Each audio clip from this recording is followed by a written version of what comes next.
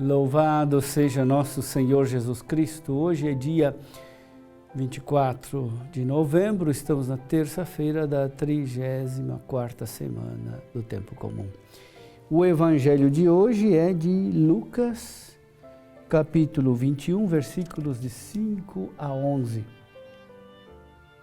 Naquele tempo, algumas pessoas comentavam a respeito do templo, que era enfeitado com belas pedras e com ofertas votivas. Jesus disse: vós admirais estas coisas, dias virão em que não ficará pedra sobre pedra, tudo será destruído. Mas eles perguntaram: mestre, quando acontecerá isto e qual vai ser o sinal de que estas coisas estão para acontecer? Jesus respondeu: cuidado para não serdes enganados, porque muitos virão em meu nome dizendo: sou eu, e ainda: o tempo está próximo. Não sigais essa gente. Quando ouvirdes falar de guerras e revoluções, não fiqueis apavorados. É preciso que estas coisas aconteçam primeiro, mas não será logo o fim. E Jesus continuou: um povo se levantará contra outro povo, um país atacará outro povo, um país atacará outro país. Haverá grandes terremotos, fomes e pestes em muitos lugares. Acontecerão coisas pavorosas e grandes sinais serão vistos no céu. Meu irmão, minha irmã, Jesus profetiza o fim e a destruição do templo de Jerusalém.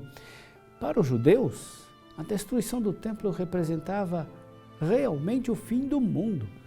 Por isso a pergunta: quando acontecerá isso? Quais são os sinais de que isso está para acontecer? A destruição do templo, porém, não foi o fim do mundo.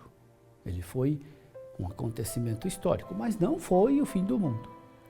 Mesmo assim, a destruição do templo é mais do que um evento histórico.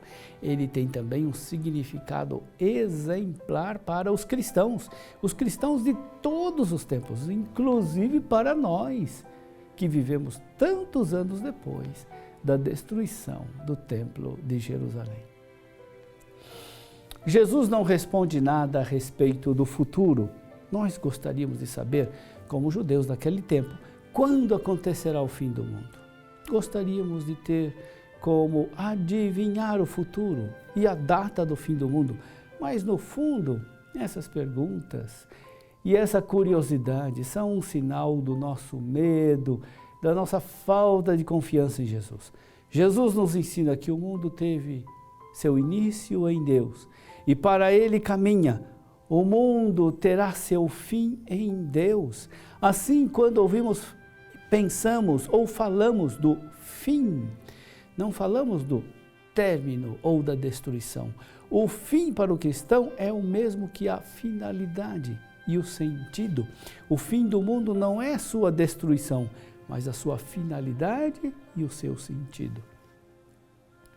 Por isso o evangelho de hoje nos aponta para a necessidade de nos firmar em Jesus Cristo para vencer a angústia do fim. Outra coisa importante do evangelho de hoje é a advertência de que mesmo estando firmados em Jesus, nós escutaremos vozes que nos dirão: sou eu, e o tempo está próximo. Em tempos de crise, surgem os exaltados e os espertos, que se aproveitam do medo e da insegurança das pessoas. Jesus nos avisa para não ceder ao pânico, para não acreditar nesses exaltados, nem se deixar enganar pelos aproveitadores. Além da tentação de outros cristos, sofreremos também a dureza da guerra, do ódio na própria família e de uma vida que parece ser inútil. Tudo isso implica que estamos travando uma batalha decisiva e que estamos vivendo tempo que se acaba. Em meio a todas essas dificuldades, a necessidade de nos firmar em Cristo se torna ainda mais presente e urgente.